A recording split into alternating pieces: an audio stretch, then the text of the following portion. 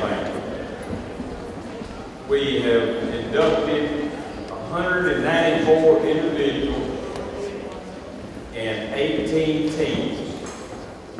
I grew up in this county. I watched sports in this county. I played in this county. I coached in this county. And this Gibson County has a wonderful, rich tradition of high school athletics. They said at one time in this county it was more important to win the county tournament than it was to go to the regional tournament. That's what kind of rivalries we had with the small schools.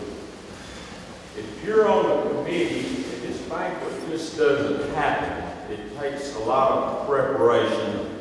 The banquet committee is on the back of your program, but please stand if you're on the banquet committee. Don Lanham, Sherry Childers, Floyd Flippin, Jerry Graves, Kathy Grabermere, Billy Jones, Steve Short, Gary Smith, Bobby Cotton, Terry Brown, and Ricky Hooker. Let's give these people.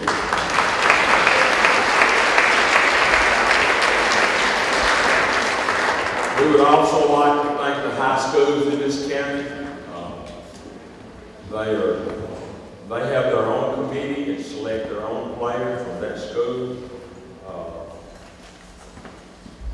If you've ever been inducted in the Gibson County Sports Hall of Fame, I know some are here. Will you please stand?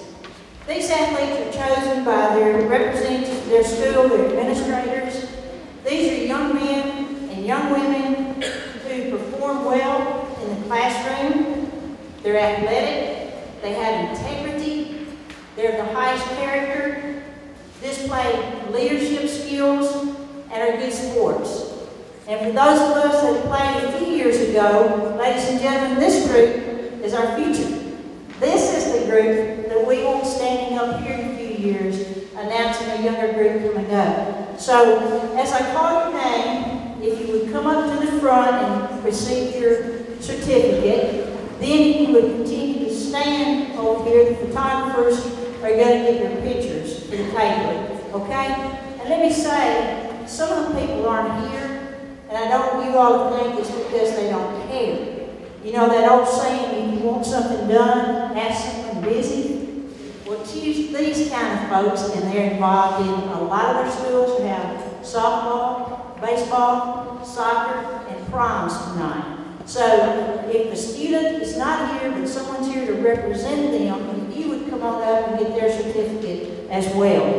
All right, from Bradford High School, we have Haley Cooper and Cody Eddings.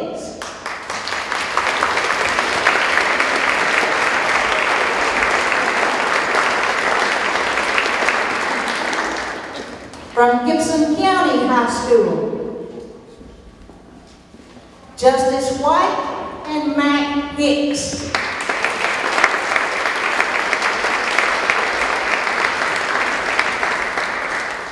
From Humboldt High School, Chesley Owens and Isla Brown.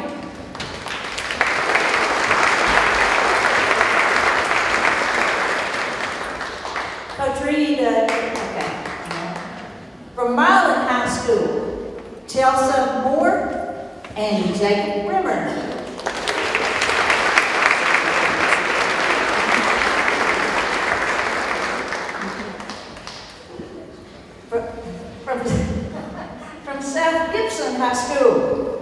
Austin Petty and William Parker.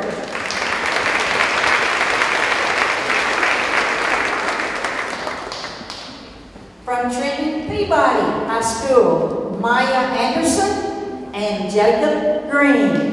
Let's give these young folks a big round of applause.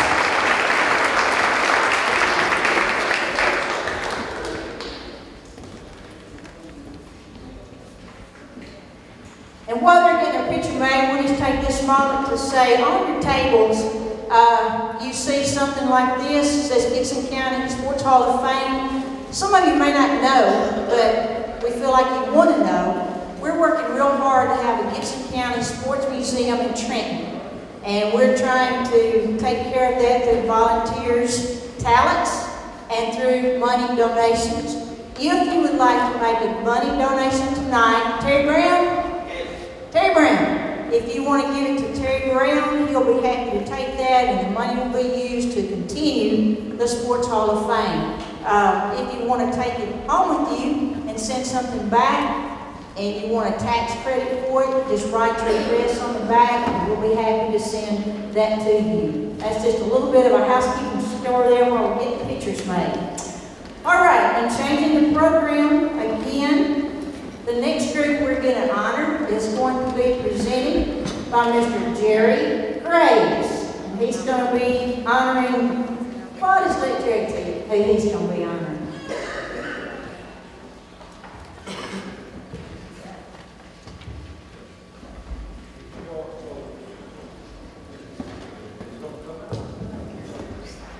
It only goes so high, so we'll put it back down.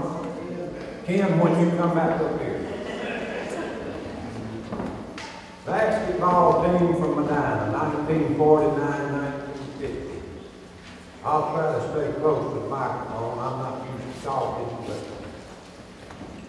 this team, 1949 and 50. Let me get out here where I can see. Medina High School Lady Hornets. Firehouse basketball squad in 1949-1950. Described now by the commercial appeal, but you guys that don't know what the commercial appeal, that was one of the top papers in Memphis at that time. As the team above all teams to beat in the regional tournament. They were a firehouse team back in 49 and 50. They won not only the county tournament 2 years in a row, the district tournament 2 years in a row, and were region runner-up 2 years in a row. And they didn't have a state tournament back then. A couple of players on the team, Norma Pearl, she's in the Gibson County Sports Hall of Fame already. Not only that, since she was put in the Sports Hall of Fame last year, she was put on the top 10 list in scoring in the state of Tennessee with 3,128 points.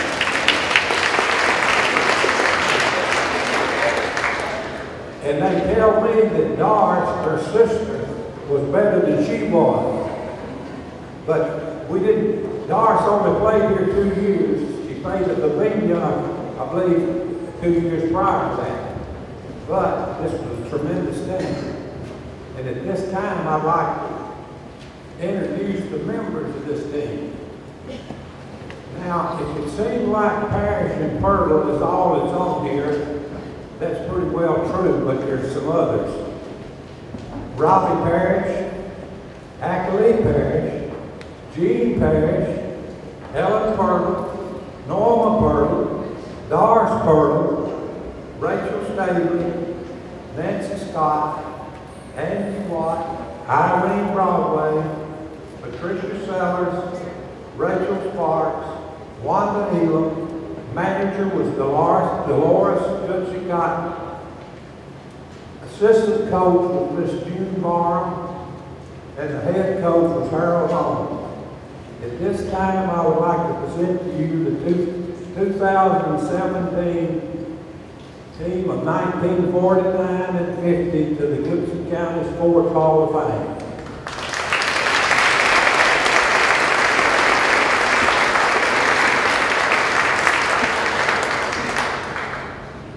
The ones that want to, and they represent represented by someone else that can come and get a certificate if they would. If not, just raise your hand and we'll get it to you.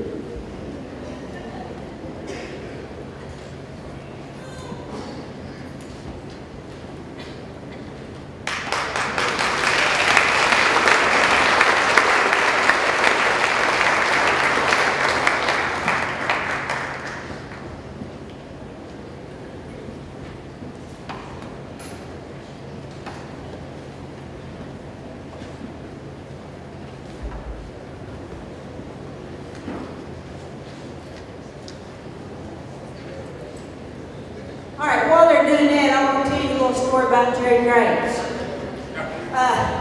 We all know Jerry Graves was a referee, right? And we know that we all play ball, and sometimes they make sorry calls, don't they? Well, Milo and Medina were playing basketball. And you know how irate fans get sometimes. I mean, they kept pounding on Jerry. That's the sorriest call I've ever seen. Oh, Jerry right at the court like he didn't hear it. He'd make another call. So he's going out that night when he leaves, and this fan who's been so irate comes running out and says, hey, referee, stop there just a minute. Jerry turned around and said, you talking to me? He said, yes, sir. You lost your cell phone. And Jerry looked at him and said, well, I ain't lost my cell phone. What makes you think that's my cell phone? He said, because it says 20 missed calls.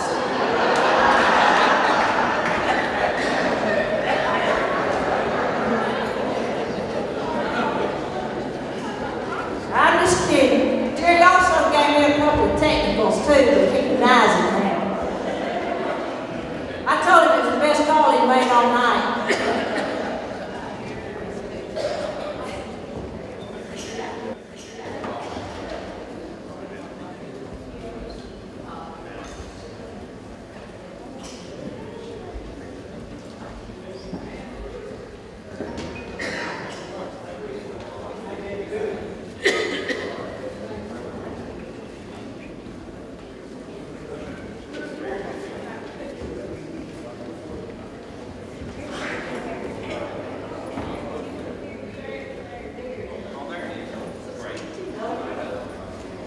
Okay, Steve Short said, well, we'll take care of this. If any of you ladies, hopefully you're going to stay till the end of this, but don't run off until Steve and Gary get your pictures. We want the team pictures. If you need it, then we need to go ahead and get it now. We got some Steve and Gary. See, it's great about this because we're all the athletes and we can make adjustments. So let's just make that adjustment and go ahead and get their team, Jack, whoever, get them up there. Terry Brown, y'all want to help these ladies. Somebody sitting at the table with them, help get them up there.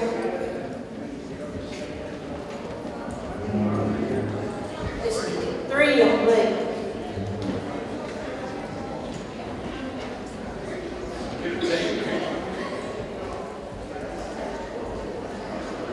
There's just 3. Yeah.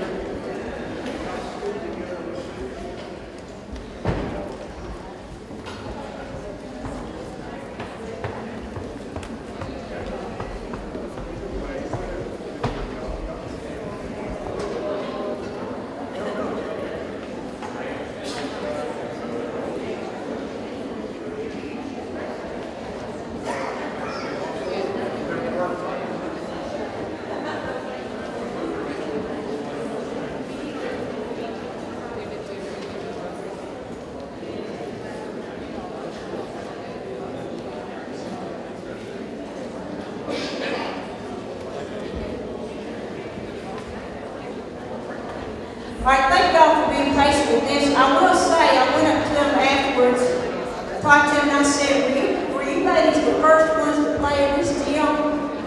And they were just too modest. They said, well, I don't know, I kind of believe we might have been. So it's just so fitting that tonight they're here.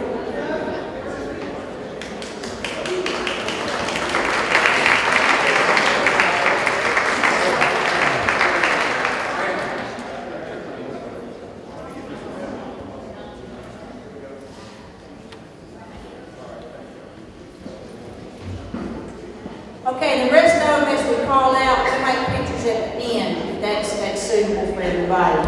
Okay? All right, you're welcome. All right, so we're going to move along in the program, and Mr. Jerry Graves, if he can call it correctly, is coming up to make our next inductee.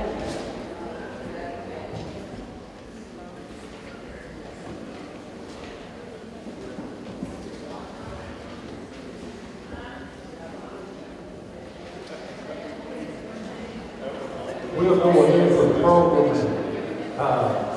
Cherie didn't stay in coaching long.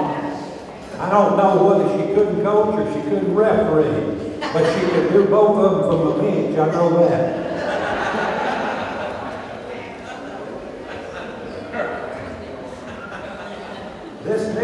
This next inductee is nicknamed Sharpshooter. Now I guess that's because he scored a lot of points, but back then I don't know if they had it to score much, we had to take the ball out of the peach basket every time. But seriously, this guy played ball when they played in the old auditorium next door. This gym hasn't been built yet. Some of the sports writers' words describe Charlie Parrott as a basketball star of Medina, standout forward, Medina High School, 1944-1947. Parrott could get the ball and put it in the basket. Now, that's the key to the game. All you coaches in here, you draw up all your plays you want to, but if it don't go in the basket, it's no good. So, Charlie could put the ball in the basket. Most statistics are not available now from 1947, but the regional tournament again, Medina was a powerhouse, not only the girls back then, but the boys. Winning back-to-back Gibson County tournament title in 46 and 47, with the tournament included sometimes up to a dozen teams. So, and like Ken said a while ago, the county tournament was just as important back then and maybe more as others, because now they say they play too much ball. We played our season, then played the county tournament after the season was over, then went right back in the district. And I want to throw in a plug here. We can't have a county tournament here today because they say they play each other during the year and they don't want to do that. We played each other 4 or 5 times a year. We love to play, but they can't do that anymore. But Charlie's team won back-to-back county titles in the little school of Medina. Medina also won the district championship. Medina dominated the area in his time. Parrott's team played in this old school auditorium right next door without a mascot. So later on, it became the Medina Hornets during his era. I was not privileged to see him play, but it's been a privilege for me to be his friend for over 50 years. And I introduce to you now 2017 inductee to the Gibson County Sports Hall of Fame, Charles Parrott.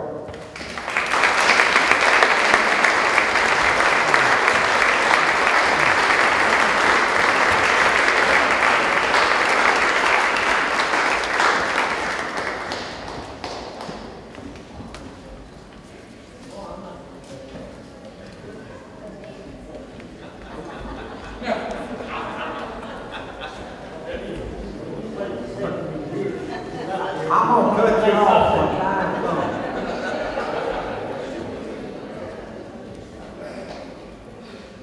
What Gary said is true.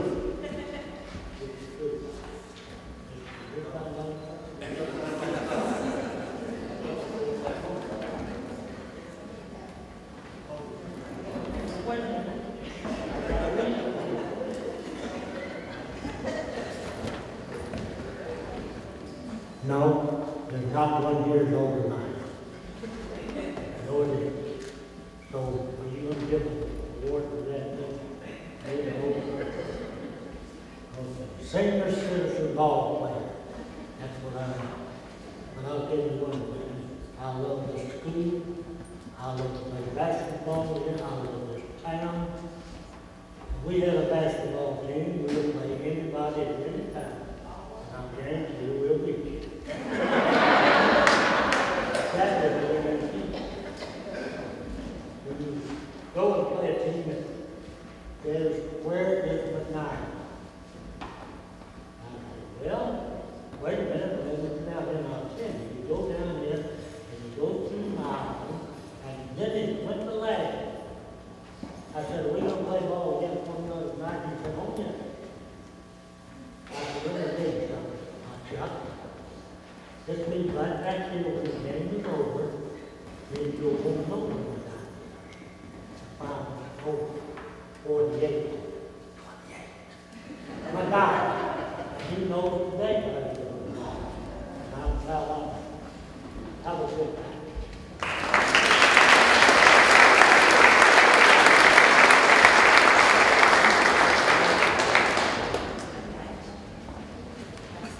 All right, now we're going to go back to our program and follow it somewhat.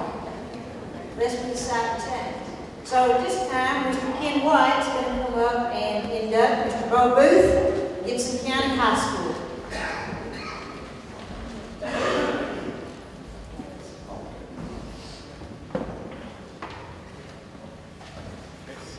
Mr. Booth supposed to be the first inductee, now he's about the third.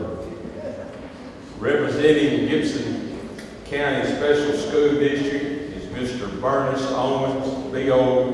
Bo Booth. Bo was educated in McKenzie, Tennessee, where he was a student athlete.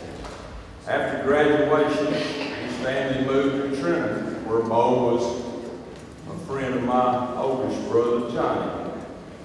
Bo attended and graduated from Union University in Jackson, and his first teaching coaching job was in Cooter, Missouri.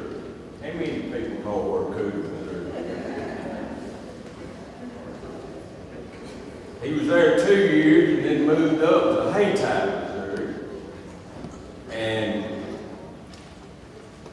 gladly accepted the job at Dyer High School as principal. Bo said he was glad to move to Dyer. Bo served 39 years in the Gibson County Special School District, 35 years in administration, and 21 years as athletic director. Bo was principal of Gibson County High School when it opened in 1980 until his retirement in 2007. Bo was my boss for 15 years, and I was an administrator with Bo for 16 years, and I don't think we ever had a crossword, and we went to a lot of meetings. Bo directed, we couldn't even count them, district, region, sub-state games, and in 2008, the Gibson County Special School District honored Bo by naming the gym the Bo Booth Gymnasium. Bo was inducted into the TSSAA Hall of Fame in 2016. Bo is very active in church, enjoys golf, a St. Louis Cardinal baseball fan, attends most all Gibson County High School sporting events and functions, and has remarried Beverly. I think he's still on his honeymoon. Mr. Bo Booth.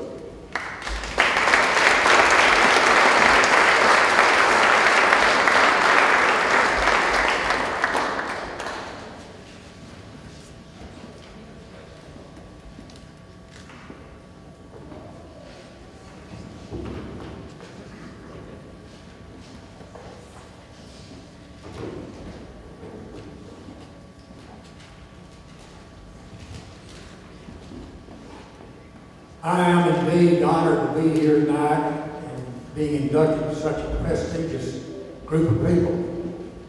During my tenure at Gibson County High School, we hosted approximately 35 tournaments. You can do that math in that bio, and I think you might get 35.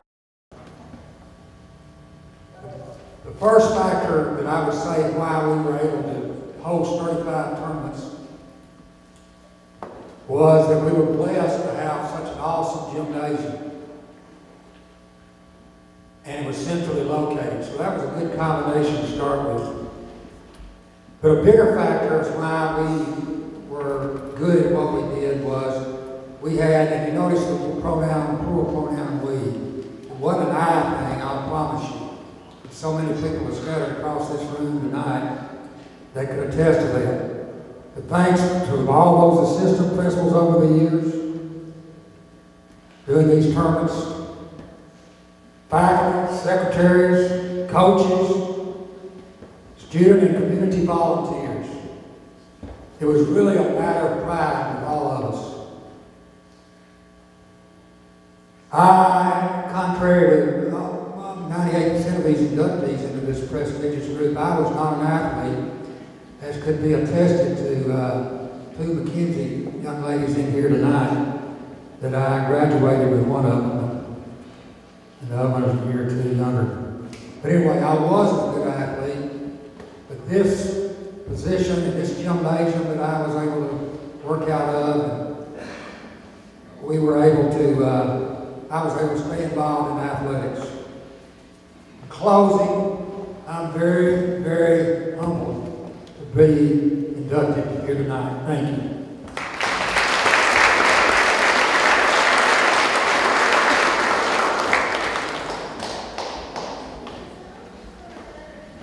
Our next inductee is a Trenton Peabody graduate, a 1973 graduate of Peabody High School.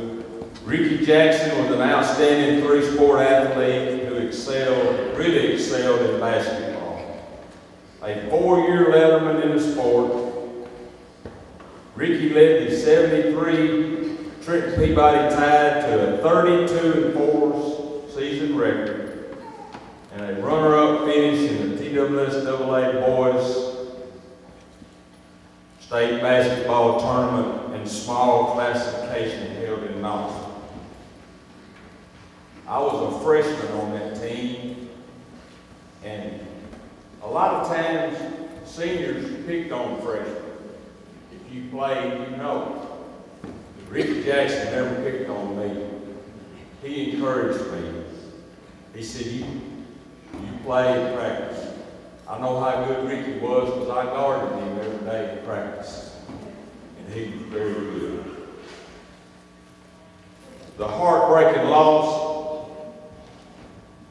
in double overtime, Jackson along with Buddy Sarles and Dave Luger were selected to the All-Star team. Tricky Ricky, as Ricky was often called because of his exceptional ball handling skill. Coach Steve Speed, the coach, said he was the best ball handler and the best point guard in the state of Tennessee. He averaged 10 points a game and 7 assists. He had teammates that could score. He had teammates that could play defense. Ricky handled the ball and got it to the right people. His senior season, he was named all district, all region. He signed a scholarship to play at Gettysburg State. They said his parents were at a game one night, and they said, "Who boy is that you playing?" He said, "Well, he's only white blonde, I think." He had 2 successful seasons there, played on the baseball team, named the all-tournament team. Ricky was also quarterback of the football team, played 4 years at Trenton Peabody, named All-Midwest Conference his senior year, tied for the conference championship. I played quarterback for Peabody after Ricky. I played point guard for Peabody after Ricky. He was my mentor. And he was so good to me and encouraged me. Now he's got more gray hair than I got. He's older now. He's a longtime member of Peabody's famous football chain gang. Ricky retired after 24 years full-time service with the Tennessee National Guard and served on the Trenton City Council for more than 20 years and currently is the mayor of Trenton, only in America. I'm not going to tell everything I know, Ricky. He's a member of the United Methodist Church, Gibson Healthcare Foundation, Industry Board, Trenton Elks Lodge, VFW, Sonic Lodge, Chairman of the Wall Committee at Oakland Cemetery, helps with the Elks hoop shoot. He plays golf. He's the son of the late Lawrence Jackson and Josephine Jackson. Miss Josephine's here tonight. I don't know how many ball games her and my mother's been to, but it's been a bunch. Ricky and his companion, Rachel. I present you Ricky Jackson.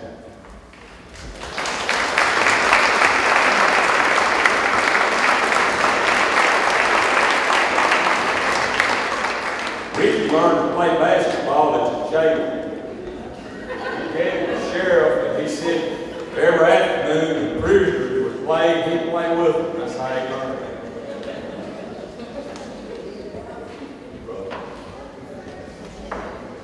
The good part about having an introduction like that, I'm not saying anything. So as they told me a long time ago, the 3 B's. Be on time, be brief, be gone. So I won't be late.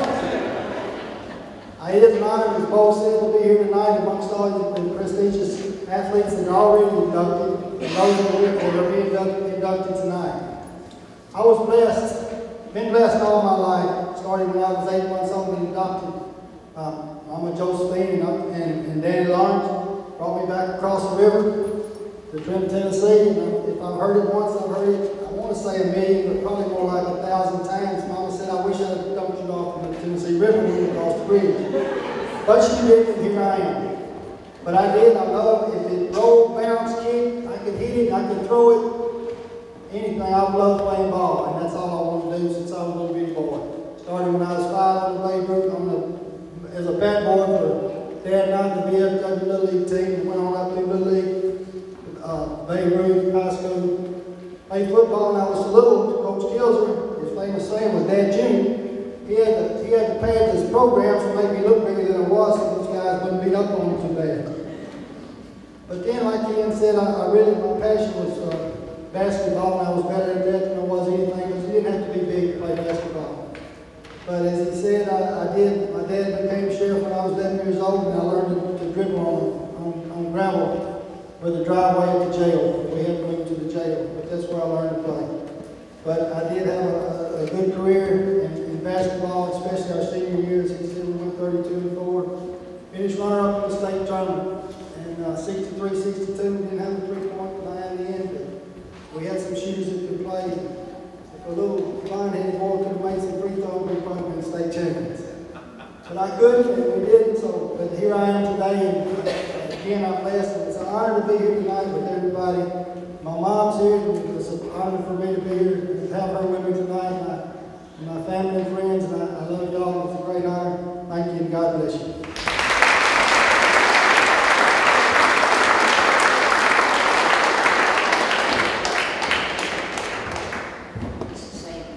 Kid's going to talk about David Russell here in just a second, but David asked me not to tell this on him, so I'm going to tell it on him anyway. You know, David tells me, he goes to church every Sunday, and most people here know David Russell. He coached in this gym. Some of you all played for him in this gym. I coached against him in this gym, but he goes to church every Sunday. So a few Sundays ago, he came out and shook his preacher's hand, and he said, Brother Pete, I got a problem. I got a real problem. He said, well, son, what's your problem? So David said, well, there's a big game next Sunday. I really want to go to it, but I really need to be in church. So the preacher put his arm around David and said, son, don't you have a recorder? Have you ever heard of a recorder? David lit up like a Christmas tree, and he said, well, I didn't know I could tape your sermon. So that's how much David Russell loves the game.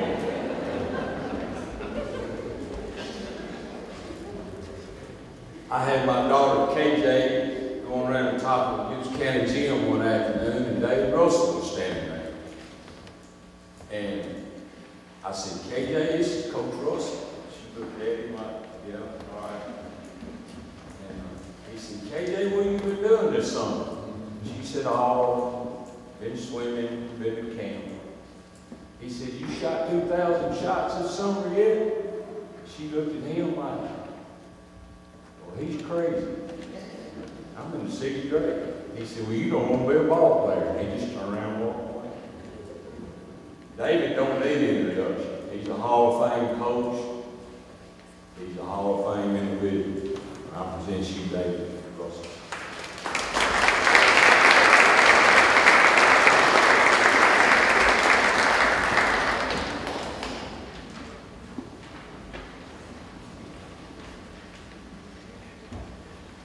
Thank you. It's a great honor to be here, great honor to be back in this gym. For me, I started my career here about 42 or 43 years ago. I can't remember, it's been so long, but I do remember it's a great place to coach. I had a lot of great kids, a lot of great parents that helped me start my career on a real positive note. So for all of you that are here, I appreciate it very much. Sherry got that story mixed up a little bit. You know, if it comes down to going to church or a big game, there's not really any decision to be made there. We have to play a lot of games in Division I on Sunday, and I can never get used to that because I always hear my mother say you need to be at church on Sunday. But it's also an honor for me tonight to introduce to you Danielle Page Oaks, who played for me at Bradford High School and started playing in the 5th grade. He played for me 5th grade through the 10th grade, and then I took the job at Gibson County High School. During that time that I coached Danielle, I started coaching her in the 5th grade, 4th or 5th. I can't remember that either, but I was talking to her earlier, and I can't ever remember her missing a practice or a game. I think that's very important today because even in college we have kids that won't miss practice because they have a bruise. You know, they have big names for them today. They call them contusions or something. You know, we call them bruises, and we thought, you know, play. It didn't matter what you had, you played. And Danielle was that type of player. And you know, practice was important. I don't ever remember having to get on to her individually very much in practice about picking it up. You know, we have kids that play today and say, Coach, don't worry about me. When the game gets here, I'll be ready. Yeah, you'll be ready. You know, if practice is not the most important thing that you're doing that day, then the game's not going to be very important to you. You just can't turn it on and off. And she wasn't that type of player. She made practice important. The other thing is she was just an outstanding athlete. Offensively, she could play any position on the floor. She either play point guard. She was good enough ball handler and recognized defenses and knew situations well enough to do that. She could play a forward. If you needed her to post up a smaller defender, she could go down on the block and get the ball and score from there. And on the defensive side, she was capable of guarding anybody. Any position, 1 through 5. So very valuable player to have. You can see her individual accomplishments. If she'd been playing anywhere besides Bradford, those would have been a whole lot more than what they were. I think at any one time, maybe she had 3 or 4 missed basketballs in the program with her during that time. I counted it up one time, and I can't remember whether it was 3 or 4. It might have been 5. Because we had one in the 4th grade then, I think, 5th grade when she was in high school. So her numbers would have been a lot greater, but look at the team accomplishments. I'm not sure, but I think during a 5-year stretch, we lost 2 games in junior high. And she played during that time maybe 3 of those years. Just an outstanding player and an outstanding young lady, and very deserving of this honor. At this time, I present to you Danielle Page Oaks.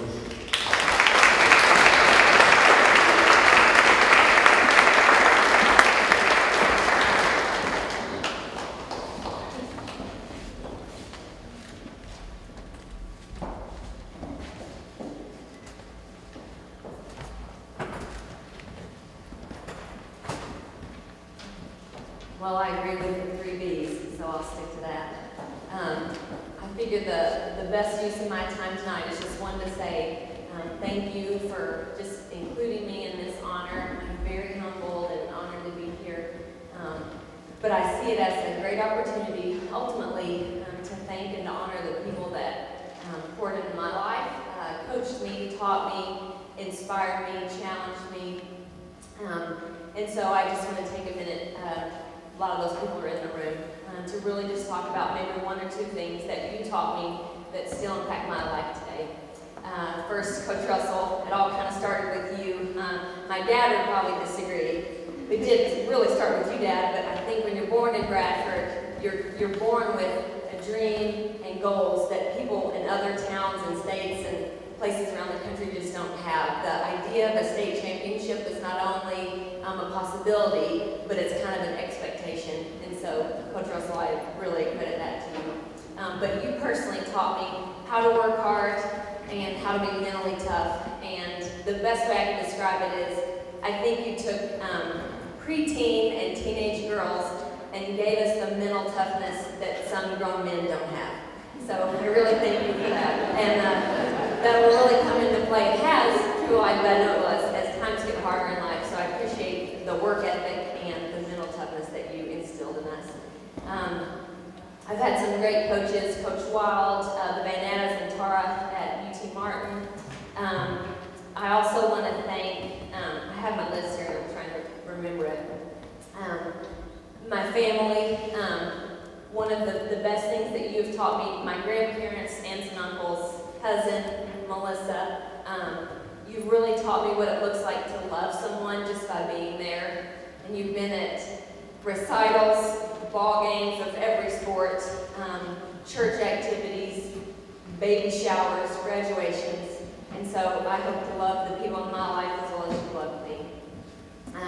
My teammates, like Coach Russell said, I just was blessed with the best teammates in the world. And the one thing that they taught me was selflessness. And I think we all knew we had a role to play, and we each fit into a certain piece of the puzzle. But it was never about me, and it was never about one other person. And we knew that the greater good was to work together. And so Jenny, my cousin, was probably the best teammate of all. So selfless. I think of Missy Hathcock, Laura Golden, the Henson sisters, Tashika Brown, and then the girls that I got to watch for a long time and learn from, Tanya and Jody, Loins, Michelle Street, Casey Knott. So just so thankful and honored to be a part of the Bradford, I don't know what you call it, experience. Let's see.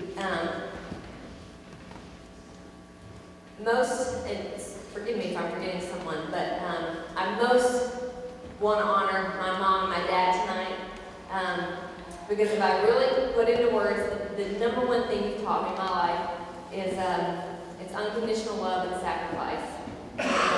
You guys have both loved me through the time that you spent with me, telling me over and over, Dad, you called me 2 or 3 times a day, even though we didn't live in the same house. You showed me love by the way you told me, and you were always there. And Mom, you told me even if I was an axe murderer one day, you still loved me because I was yours. And so you also, both of you showed me and taught me about sacrifice. I know, Mom, you rarely bought things for yourself and always made sure I had plenty. You sacrificed income tax returns so I could go on mission trips. She actually sacrificed a broken ankle, rebounding for me. And I had so bought into the mental toughness from Coach Russell that rather than help her, I kept saying, get off the ground, like, what are you doing? You know? So anyway, I apologize for that 20 years later. And Dad, you sacrificed, I knew this, but tonight you said he logged his miles just in 1 year. He drove 12,000 miles following me playing. And so that was 1 year of many. And so I just want to close in saying what you guys taught me is the best thing you could have, because to me it's the clear picture of the gospel, and that God loves us unconditionally, all of us, that we have nothing to bring to the table but our sin, but he chose us because he wanted to rescue us, and he loved us, and he loves you. And so he knew that there had to be a sacrifice, and so he chose a sinless son to pardon the sin of all of us as sinners. And so I'm thankful that you guys have raised me to know the Lord, and you've been a living picture of the gospel. Romans 5:8 says, "But God demonstrates his love for us in this, that while we were still sinners, Christ died for us." So thank you all for tonight. Thank you for this wonderful honor. I live in Kansas now. I don't sound like a Southerner, but West Tennessee and Bradford will always be in my heart, and I'm thankful to have grown up here. Thank you.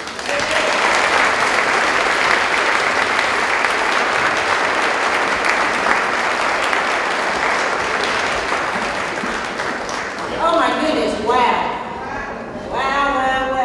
And that gives us an opportunity. Look over, you haven't read your program, when you go home, look over that program and look at the things that these athletes have accomplished. I mean, it's not just on the court or out on the field, their lives speak for them. That's true. I say you learn about all life's lessons on an athletic field somewhere. Okay, that takes us to Milan High School Lady Bulldogs and Coach Rich Presley. All right, and while he's coming up here, well, he's here. When you come up and have your pictures made, we have plaques for everyone, and we're going to give them to you at that point so you didn't have to handle them at the table, etc. So when you come up for your picture, be sure and get your plaque that you can take back with you. Thank you, Coach. Good evening. Congratulations to all the inductees. I'm here to introduce Chantel Poston, and I was Chantel's middle school basketball coach and her math teacher, so I got her in really good years. And you can't talk about Chantel without at least one story, so I'm going to tell a quick one real quick. So this is the earliest one I remember. I was a young teacher, young coach, just starting profession, and Chantel was in my math class, and she was playing for me in basketball. And one of the other coaches had heard her that morning outside with some friends using some four-letter words that she should not have been using. So he came and told me as her coach and teacher. Of course, at that time, I wanted to be a good mentor to her and do what I was supposed to, discipline her and do what I had to do. Well, this is that time you can still paddle. Okay, so this was about 10 or 15 years ago when you still paddle. So I think she may have been the first person to ever paddle out there at Milan. Now, you'd have to know the procedure for paddling back then. You had to clear the halls so nobody else can see it. You had to get another teacher to come with you to make sure you don't kill the person. And then you had to go through a series of questions. So you'd ask her, is there anything in your pockets? Make sure there's nothing in there that you're going to hit, when you hit them. And then you got to ask them if there's anything wrong with their body. Okay, this will just, sum Chantel up. So the person that I was with, the teacher that was out there, started laughing. And I was like, well, I was sweating bullets because, again, I didn't want to do this. I love her, but I knew I had to do it. So I was just like, I was nervous. I was like, what am I doing here? I'm paddling. Somebody else like, doesn't even make sense. I was like, what are y'all laughing at? And Chantel looks at me and says, so I asked her again, is something wrong with your body? And she goes, I got a crack in it.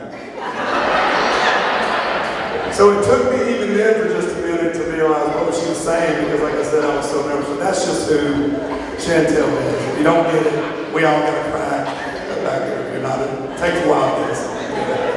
But that just sums up who Chantel is. She is hilarious. She's one of the funniest people you could ever meet. And she has just been a joy to get to know. And God allowed me to be in her life at a great time. And just what she meant to me was just unreal. And you can read about her accomplishments in basketball and those kind of things. And what an amazing athlete she was. She's probably the best middle school girl jumper I've ever seen. And her athleticism was ridiculous. I mean, our one inbounds play underneath the basket was throw it up, watch Chantel jump above everybody and lay it in. Coaches would be yelling, watch the lob, didn't matter. You just can't even imagine how high she could jump. She's just an unbelievable athlete. But just for a second, we'll talk about the person, just what she is. And this quote, if you know Chantel, I discovered this quote a few months ago. And this quote just meant a lot to me. It's by Maya Angelou. I always want to say Lou, Maya Angelou. But it says this: people will forget what you said. People will forget what you did. But they'll never forget how you made them feel. And if you've ever met Chantel, That is her in a nutshell. She makes you feel like you're the only person talking to her. She makes you feel special. Even at a young age, as a 7th and 8th grader, she made everybody feel good about themselves. I always admired her. She could be with any group, get right in. And she loved people and she loves the Lord. And that's my favorite thing about her is how much she loves Jesus and how much she loves the Lord.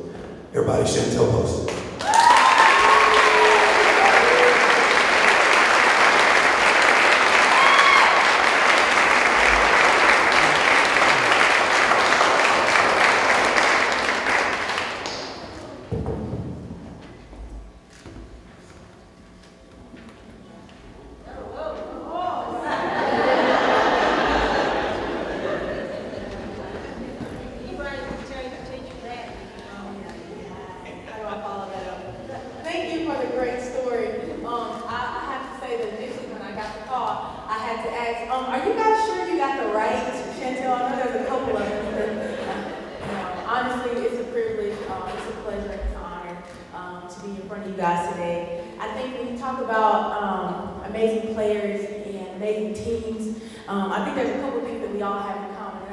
I would have to start by saying good players and good teams have a good support system. Not only my teammates, but when I talk about my support system, I talk about my family and my friends and the people who push me to be the best version of myself. And I don't even think thank you would be a good word. I think thank you would be an understatement, so I would just have to say, like, I thank God for my support system and the people that push me to be my best.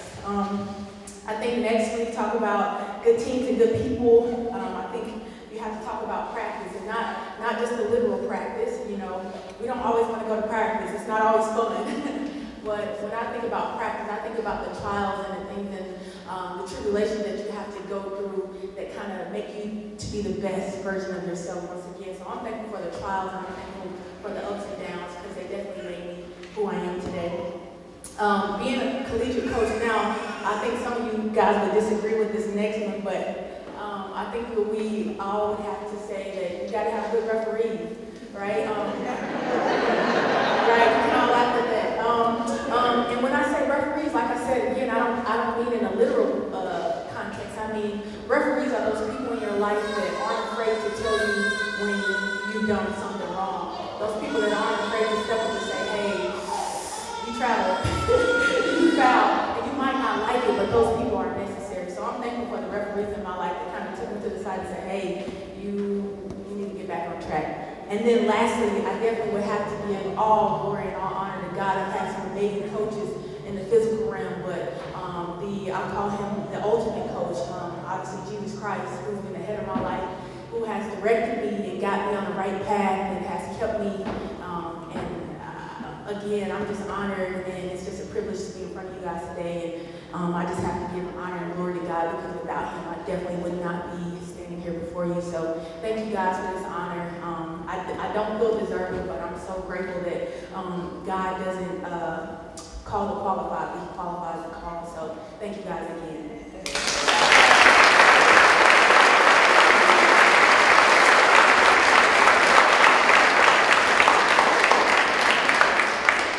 You all have got to be as impressed as I am. I mean, as these athletes come up, is this not what really America's about? This is the best of America right here tonight. So we're seeing it in Fox. I don't know, but this is great. I'm blown away. And this next one, I can assure you, is going to blow you away as well. We're skipping over a little bit in the program, and the next one we're going to talk about is from Humboldt High School, Miss Boya Well, and Jimmy Reed's going to come up and share with us about Koya.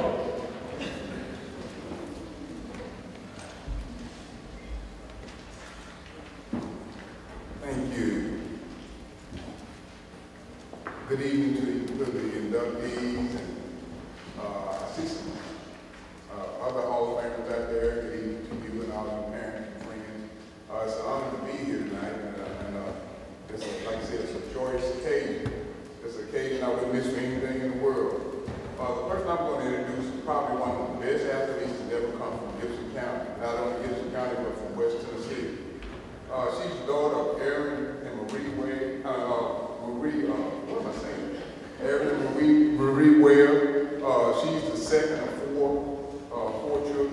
model for children too. She grew up in the Gibson Wells area on Gibson Wells Road, down near Oak Grove Baptist Church. And the reason I mention that because I was fortunate enough for them to let me move out that way. So I'm out there on Gibson Wells Road also. And she makes out the whole community proud. She's a graduate of Humboldt High School. She was voted as most dependable and most athletic of her class. In basketball, she was voted most MVP, most improved. She was the top rebounder. She was all district and all West State. One reason why she was top rebounder, one thing I remember about Corey, I was in the gym sometime, and she was one of the few young ladies I see running through grabbing the ring. So she could really get up in the air and jump. In track and field, she was all region, and she won titles in the long jump, the high jump, the triple jump, the 100-meter hurdles, the 300 hurdles, and the pentathlon. She also competed in the state track meet in 1997, 98, and 99. She competed. One thing that's really hard to do is to be able to go to the state track meet and compete in 6 events. She competed in 6 events in the Tennessee State Track meet. She earned a scholarship to UT Martin, but she later transferred to Wichita State, where she won 5 Missouri Valley Conference championships, and she was named all-conference 6 times. When I look at her bio, I said, now what does Corey really do? Corey is a fitness expert. That's what I would say her job is. She's been featured in the magazines for Oxygen and Essence. She's been on many TV shows, been on Steve Harvey's show. She's been on Fear Factor and American Gladiator. I remember watching on American Gladiator, and I felt like I said, Corey just got cheated. Okay? Corey was on American Gladiator, and through the first 3 events, she had one person she was going against, and she was wearing them out. That person got hurt. They brought somebody else in. I said, it's like a relay on her there. But I don't know why they done it like that, but they brought somebody else to do the last events. And did you end up getting beat on that? Yeah, I didn't think it was right to have 2 against 1, but anyway, she's a marvelous athlete. But the main thing I want to talk about, all those things are good, but the thing I want to talk about is, why does she do it? You know, why does, she's on TV, she's a marvelous athlete, everything, she's been on all kinds of television shows, magazines, everything. I asked her, why does Corey do all this? Well, the reason that Corey does it is because she's afraid to cheat her creator. She has all this ability, and she's not going to let one bit of it go away. She's going to use every inch of her body and her mind. She's going to help anybody she can help. I've talked to Corey on a few occasions where she comes down to my house to visit, and she tells me about all the things she's done, but one thing she never mentioned, money. So why does she do it? She does it because I feel like Corey is the one person in the world that's going to take every inch of the ability that God has given her, and she's going to use it to the utmost. And I would like to present to you Corey Will.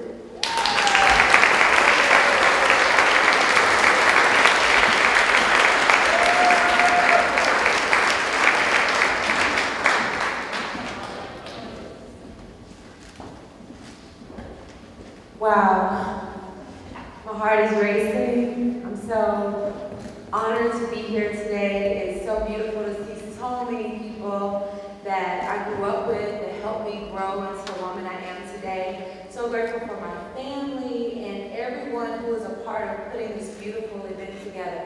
This is marvelous, and just listening to the other people, it means so much to be able to come and share about our lives and how we got to where we are and what everyone means to us. So I just want to thank God for this opportunity to come. Someone asked, are you coming all over from California? I'm saying yes, because you can take a girl out of the country, but you can't take the country out of the girl. And I've always been proud of my roots. I've always been proud of being raised in the sticks, not even Humboldt, in the sticks, out of Gibson Wells Road, on my great-great-grandfather's property, Man Road, and I can't believe the things I've been blessed to do in my life. And Coach Reed, thank you for saying that, because that's exactly how I feel. I feel like I want to take everything that I've been blessed with and give back.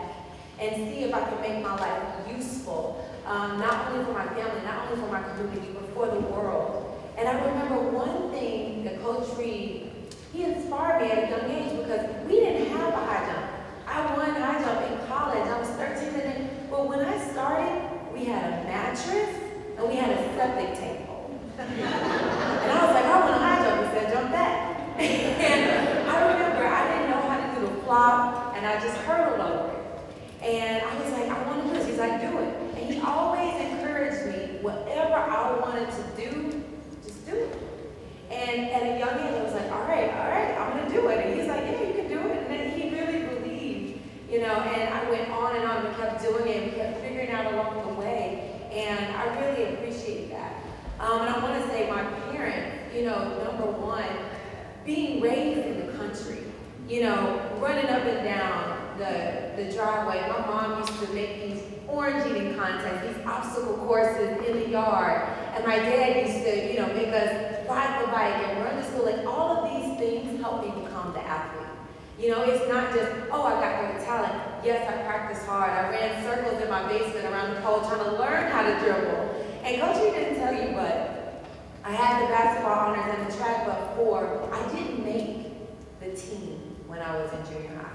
I didn't make the team when I was in high school. I couldn't cut it. I was tall, I was lanky, I was clumsy. I had a growth spurt. I didn't know what to do with my body, but I could run track. I could run around that track and I could run really fast, and I would never, one thing my parents taught me is just always work hard. You know, my dad, he just instilled that in me at a young age. He's like, you just gotta work hard. If you want it, you gotta work hard. And things aren't always fair, but you gotta work hard. And I have never forgot that to this day. And I worked hard on the track. I went to state, and I told Coach Reed, and I was happy. I was like, Coach Reed, I really want to play basketball. And Coach Reed went and he got me on the team. And I rode the bench, and I didn't care. I rode the bench, and I was happy, and I was so excited. Every time I got in to play for 2 minutes, and I got the ball, I was like, I'm going to make a basket. And I dribbled down the entire court, and I shot it, and I made it. And I didn't know what people wanted to scream. And I shot it at the wrong goal. I was so excited about getting the opportunity. And the one thing, as I said, life is about the opportunities you take and the choices you make. So I promised myself, every opportunity that I have, I'm going to shine. And I'm going to shine not for myself, not for money, not for praise, but for God. Because there's so many people doing so many other things, and like, how many people are just shining with their God-given talent and using it to give back and make the community a better place.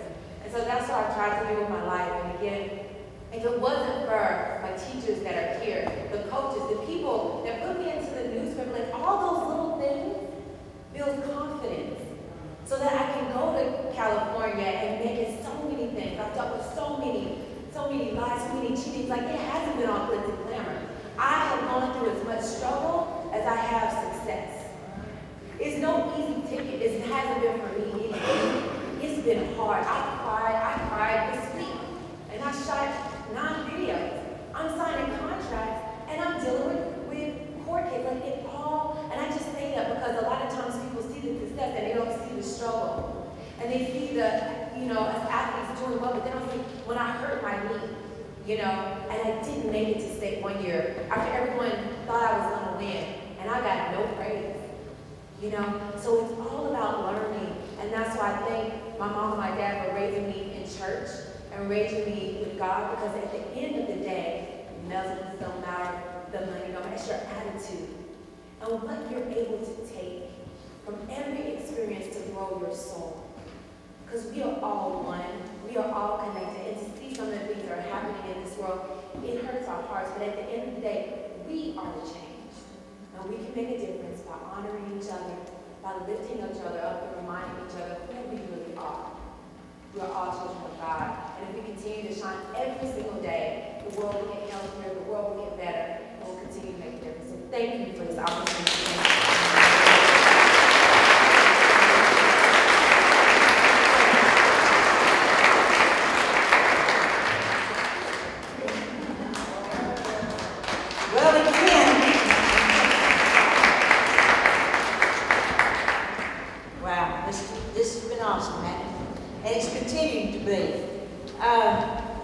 Mr. Jerry Graves is going to come up and induct our next inductee, Mr. Gary Thomas Todd.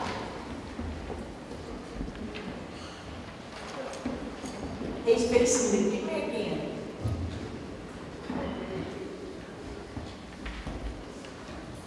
Thank you so much again. Before we get into this inductee, I want to say a couple of words about a couple of people. Dan Black is in this building, and so is David Russell. Two of the coaches I admired the most when I refereed. We might not always agree, but we always respected each other when we did our job, and I appreciate you guys so much. Our next inductee is Mr. Gary Todd. Most of you can read the article in here, but I'm going to go over a couple of things here. Mr. Gary Thomas Todd contributed to his hometown in immeasurable ways over 6 decades. Now, Coach Russell, you mentioned about missing practice. He took up tickets here for 38 years, and we only know of 6 games that he missed. And if you remember, David, the center of this, where the orange mat is where the doors were, and he'd stand right there taking up tickets. He was very instrumental in the city of Medina. He was particularly instrumental in building this gym. Dome, honeycomb roof. And I don't know of another one like it anywhere. And most everybody that looks at it is amazed at how it was done. Not only that, they did. A lifelong sports fan, Todd served on the school athletic committee and the ticket taker at Medina basketball game, as I said, for 38 years. His smiling face was always at the end of the court as he cheered on his own team. Medina students dedicated their 1954 yearbook to Todd, calling him our helpful, devoted friend who has rendered every service possible to uphold the spirit of Medina High School with his untiring efforts and understanding ways.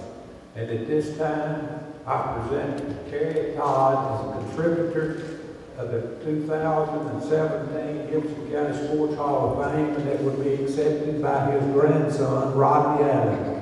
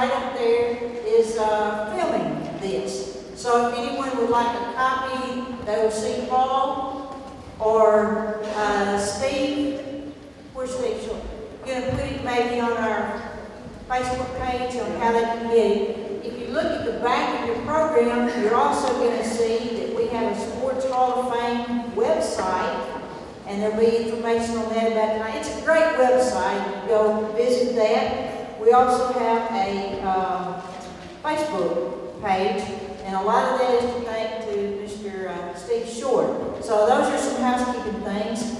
Also, we announced that on your tables we were, if you wanted to make a donation or whatever, and I'm going to tell you something. If no one else, this group of inductees tonight deserve a Gibson County Hall of Fame museum. They do. And there's many more that's come behind them, and there's many more that's going in front of them. It's going to be up to us make that happen. So if you can contribute, we would love for you to do that. We're going to need, along with monetary things, we also need display cases. We also need people with talents that has time to come in and just help us get the museum going. So if you've got the time, you've got the talent, or if you've got some money that you would like. Also, I think that's pretty much the housekeeping chores, but if you take this with you and think about it and want to drop it in the mail, do that for us. Again, those of you that presented, those of you that received the awards, the committee, and I would be amiss if I didn't mention Tony Key, Jerry Graves, and Rodney Allen for helping us so much in Medina this year. Next year, it's going to be in Trenton. So I look forward to another great one next year. And when you go, take this with you. Yeah, take this with you. The one thing resounding throughout with all these athletes, not one of them used I. Every single one of them used God. Now I'm telling you, ladies and gentlemen, in this day and time, that's pretty goddamn special.